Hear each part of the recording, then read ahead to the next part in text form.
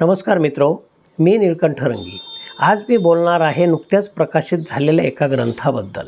ग्रंथाचं नाव आहे श्री छत्रपती शिवाजी महाराज चरित्र आणि या ग्रंथाचे लेखक आहेत माळमाथ्यावरील वनपट गावचे सुपुत्र श्रीयुत रमेश शिंदे।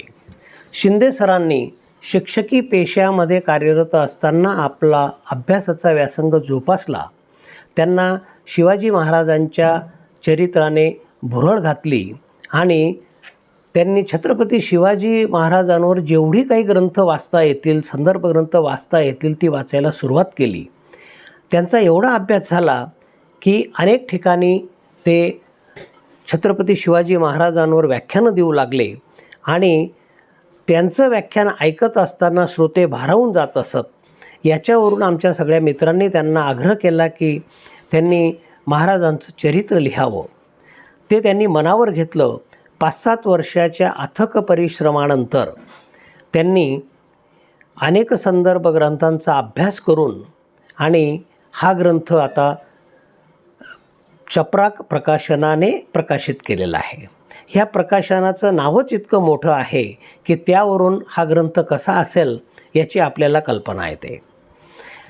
या ग्रंथाची जी लेखणी आहे ती प्रत्येक वाचकाला खिळवून ठेवणारी आहे। मित्रहो, आपल्याला छत्रपती शिवाजी महाराजांबद्दल सगळं काही माहिती असं आपल्याला वाटतं, पण खरा विचार केला तर शाहिस्तेखानाची फजिती, अफजलखानाचा वध, आग्र्याहून सुटका किंवा पन्हाळगडचा वेढा, पुरंदरचा तह, बाजीप्रभू देशपांडे यांचं बलिदान, विशाळगडावरच महाराजांचं पोहोचणं असेल, ह्या गोष्टी व्यतिरिक्त आपल्याला फारसं माहिती नाही। राज्याभिषेक माहिती आहे झाला, पण त्याच्याबद्दल खूप काही आपल्याला माहिती नाही। अगदी वरवरच्या गोष्टी माहिती असतात। मित्रहो, ज्या व्यक्तिमत्वाचा महाराष्ट्रालाच नव्हे तर सगळ्या भारताला अभिमान आहे, ज्यांच्या मुत्सद्दीपणाचा, ज्यांच्या डावपेचांचा, ज्यांच्या प्रशासकीय कर्तृत्वाचा अभ्यास सगळ्या जगभरामध्ये केला जातो, ज्यांच्या युद्धनीतीचा, रणनीतीचा अभ्यास करून इतर देशांमध्ये युद्धनीती आखली जाते, अशा छत्रपती शिवाजी महाराजांच्या कार्यकर्तृत्वाचा आपल्याला खूप अभ्यास नाही, आपल्याला खूप माहिती नाही, हे आपल्याला ह्या ग्रंथाच्या वाचनानंतर कळतं।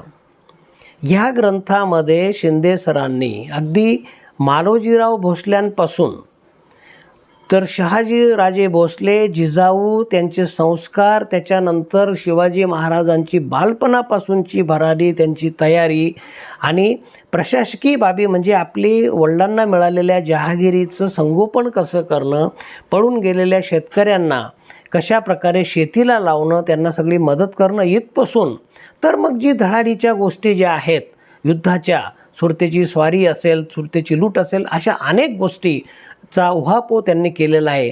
राज्याभिषेकाचं पण वर्णन त्यांनी अतिशय उत्कृष्टपणे केलेलं आहे आणि एवढा सगळं करत असताना त्यांच्या लेखणीची ताकद अशी आहे की कुठेही बऱ्याचदा असं आपल्याला वाटतं की इतिहास हा वाचायला बोजड असतो, रटाळ असतो, पण असं असताना हा इतिहास, हे ग्रंथ वाचन कुठेही रटाळ होत नाही। याचं कारण महाराजांचं कर्तृत्व, त्यांचं युद्ध कौशल्य हे तर सगळं आहेच, पण त्याचबरोबर शिंदे सरांनी आपल्या लेखणीची जी ताकद त्याच्यामध्ये दाखवलेली आहे, त्याच्यामुळे हा ग्रंथ अतिशय वाचनीय झालेला आहे।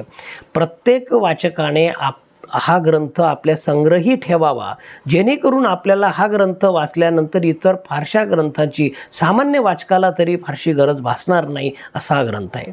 मित्रो, शिंदे सरांनी हा ग्रंथ प्रकाशित करून मालेगाव तालुक्याच्या वाचकांना एक पर्वणी सादर केलेली आहे। त्याबद्दल मी त्यांचं मनपूर्वक अभिनंदन करतो आणि त्यांच्या लेखणीतून अशाच प्रकारे मराठी मायेची आणि मराठी इतिहासाची सेवा होत राहो, ही शक्ती ईश्वर त्यांना देवो, अशी शुभेच्छा देऊन माझे 2 शब्द संपवतो। धन्यवाद।